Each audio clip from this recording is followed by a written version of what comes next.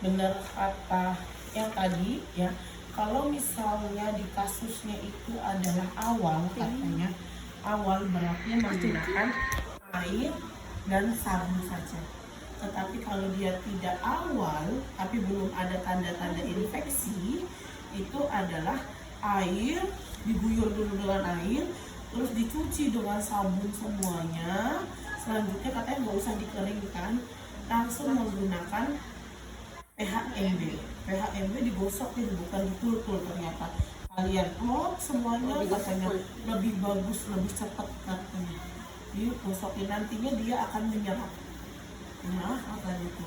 Setelah itu baru kalau misalnya ada luka hitam, berarti kita lakukan debridement. Setelah kita lakukan debridement, dilihat ada pendarahannya atau tidak.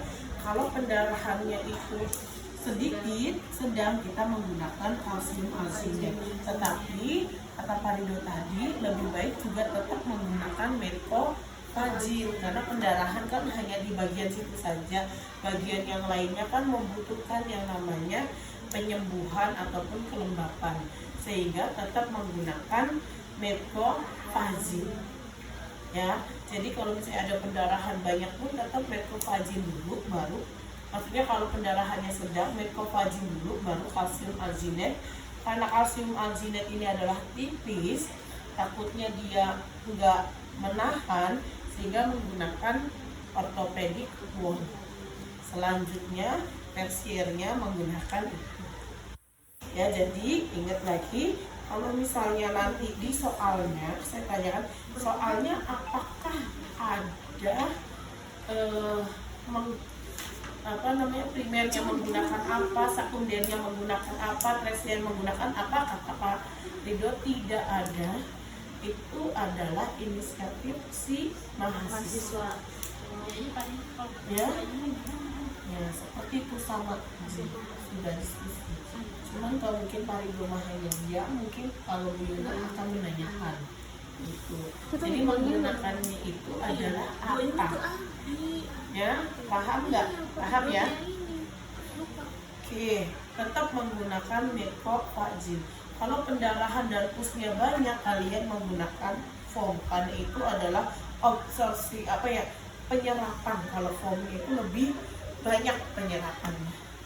Kalau misalnya sudah foam, kalau memang dia terlalu banyak, bisa menggunakan orthopedic wall, baru menggunakan elastis perban. Kalau menurut itu nggak terlalu banyak, maksudnya banyak enggak terlalu, foam langsung ke orthopedic langsung ke elastis perban. Paham?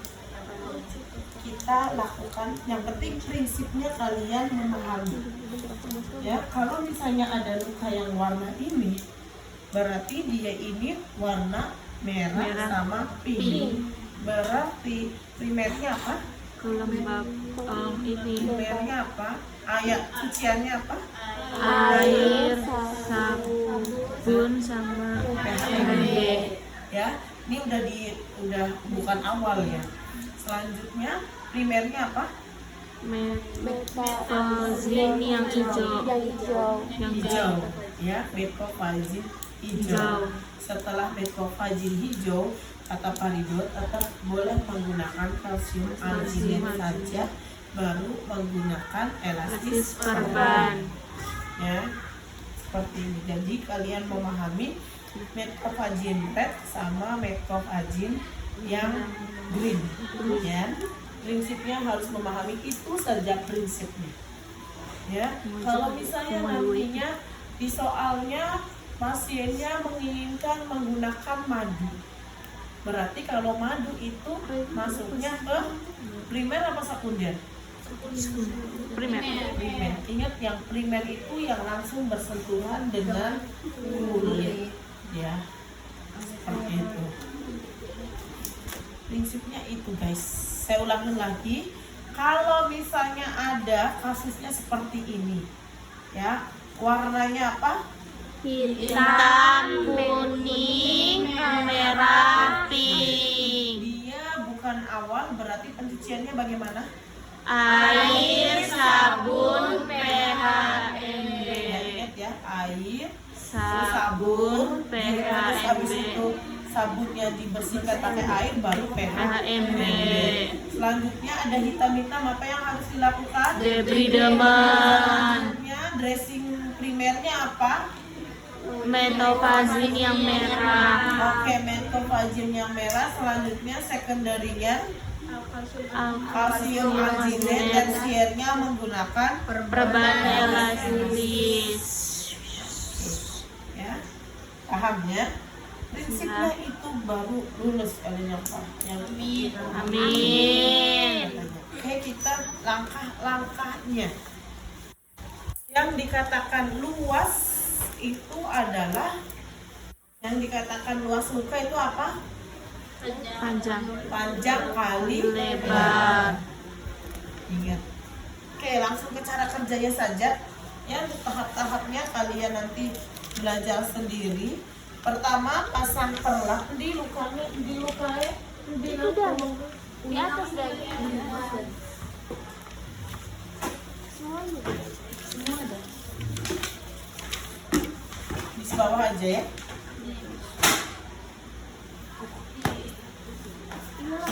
Udah, perlak itu udah.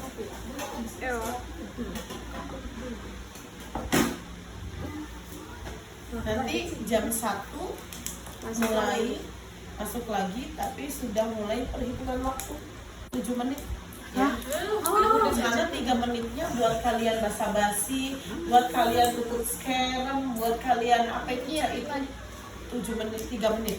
Sehingga nanti setiap tindakan itu 7 menit. Ya Allah. Udah karena.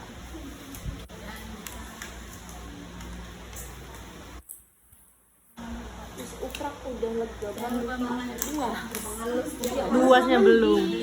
Enggak deh. Iya. Ini sini kita ada tuh.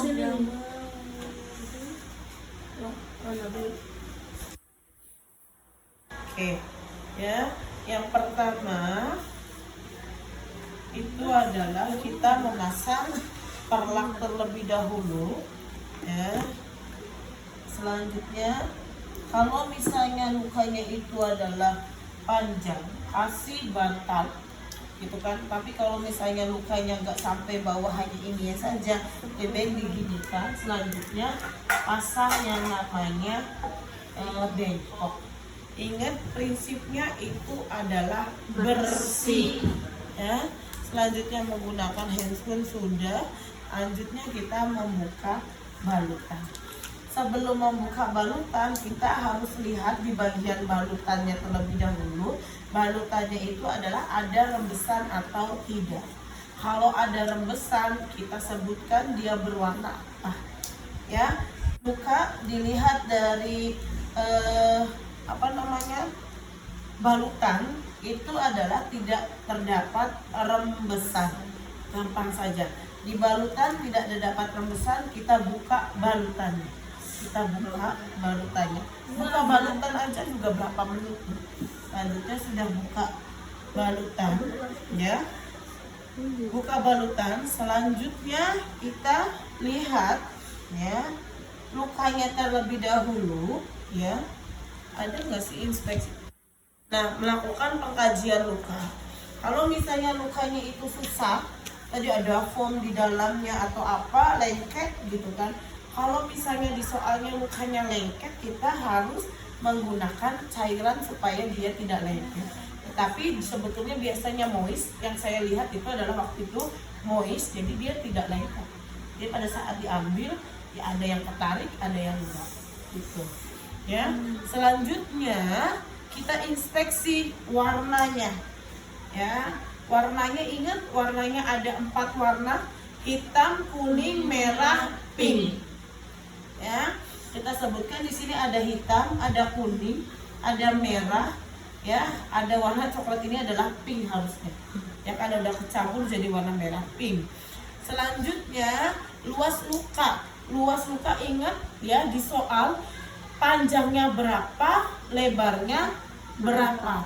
Kalau misalnya tidak ada di soal, kalian mengukur menggunakan garis luka gitu kan, diukur panjangnya misalnya itu adalah 3, lebarnya itu adalah 7, berarti luasnya ada berapa? 21. 7 kali 7 7 kali 3 21 ya sentimeter. Untuk kedalamannya 1 cm, tidak ada goa ya, dan berbau khas gangren. Berbau khas gangren. Dan dilihat kalau misalnya ada tanda-tanda infeksi, berarti terdapat tanda-tanda infeksi. Tanda-tanda infeksi apa aja? Rubor apa? Adanya kemerahan, selanjutnya dolor, panas, olor panas, dolor, pembengkakan. Ya begitu, silahkan ya. Adanya pus juga gitu, adanya tanda-tanda infeksi, adanya kemerahan, pembengkakan, selanjutnya terdapat pus gitu. Nah selanjutnya mengukur luas itu sudah, tadi luasnya itu adalah 21 cm. Selanjutnya kita waktunya membersihkan, karena di soal itu adalah lukanya itu adalah luka baru ya, sehingga saya hanya akan melakukan air dan sabun saja. Tetapi kalau lukanya itu adalah luka yang bukan baru dan tidak ada tanda-tanda infeksi atau ya tidak ada tanda-tanda infeksi, itu menggunakan PHMB. Kalau terdapat infeksi ditambah silver dressing ya. Kalau misalnya adanya infeksi, berarti kalian sebutkan mencucinya menggunakan air, sabun, PHMB dan silver gitu ya. Silver kalian sebutkan karena tadi ada tanda-tanda infeksi. Ya udah, selanjutnya saya guyur ya. Setelah udah diguyur ya, selanjutnya kita menggunakan sabun. Ini guys, sabun nih guys. Nih, kita sabun, selanjutnya kita kosok-kosok. Bisa kosok-kosok di sini, bisa di sini. Banyak aja. Selanjutnya kita pegang, terus kita kosok semuanya. Ya. Semuanya sampai benar-benar dikosokin, sampai kulit-kulit yang mati ini bisa terangkat juga. Kita gosokin di tempat ini yang luar biasa sakitnya. Kita gosokin semuanya. Setelah sudah, kita guyur lagi airnya. Kita bersihkan sampai air sabun itu sudah hilang. Kalau sudah hilang ya, kita langsung gunakan yang namanya PHMB. Serot atau langsung di sini aja gitu ya, kasih. Selanjutnya kita tap. Kita olesi, hanya ngelap saja, nggak usah digosok, hanya meratakan saja. Nanti PHMB ini akan menyerap ya. Setelah sudah seperti ini, sudah PHMB, karena terdapat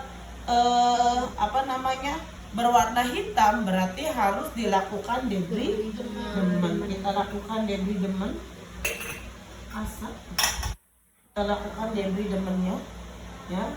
Mana pinsetnya? Nah, okay.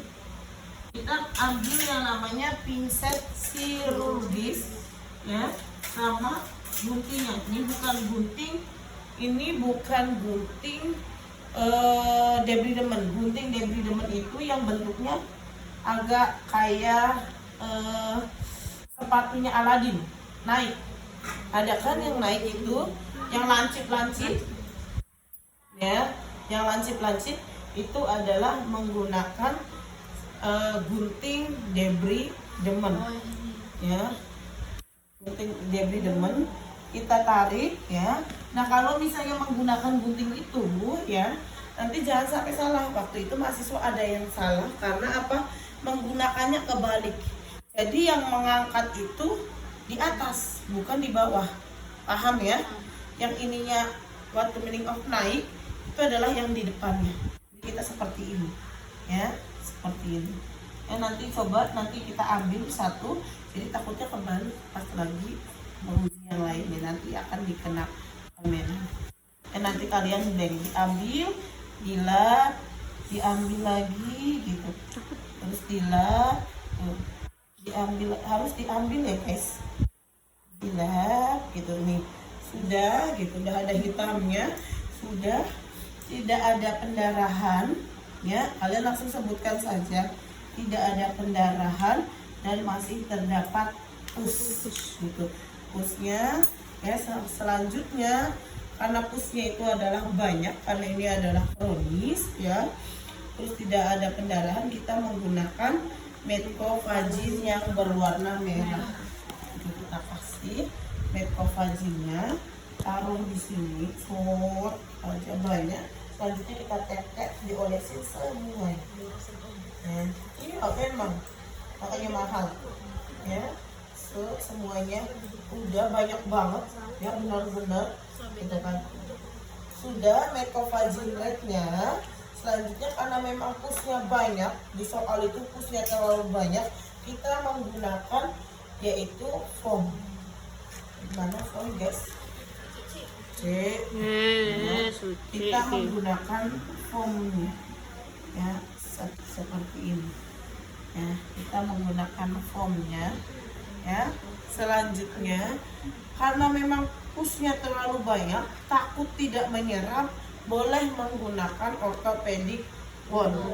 Kalau menurut kalian tidak terlalu banyak ya, soalnya buat terlalu banyak banget, langsung menggunakan ya elastis perban ya, yang bagian bawah dulu, terus kalian angkat ya, jangan sampai kebalik. Kalau misalnya nanti kebalik akan susah untuk kalian melakukan elastis perban.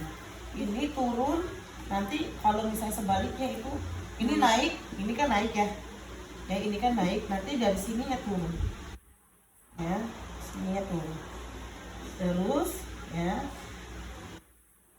ini naik lagi. Kalau lukanya ada di bawahnya juga nggak apa-apa Ya, kalau misalnya lukanya harus ditambahin lagi, di sini ada, di bawah ada, dan harus dilakukannya juga 2 kali seperti tadi. Nah, seperti ini, naik turun. Kalau misalnya kesininya turun, di sininya yang naik ya, seperti ini guys. Jadi setidaknya tidak berantakan. Nih, di sini turun, selanjutnya di sininya naik. Nanti oleh putaran yang selanjutnya itu adalah turun. 10 menit umur ya, langsung habis. Cepat. Cepet ininya kalian tindakannya, makanya coba nanti 7 menit kalian cobain.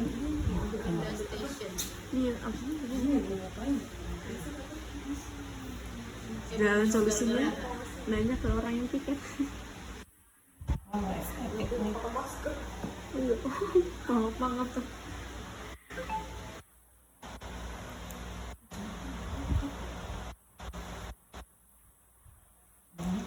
Tarik gitu, di sininya kalian tutup ini sama sini, terus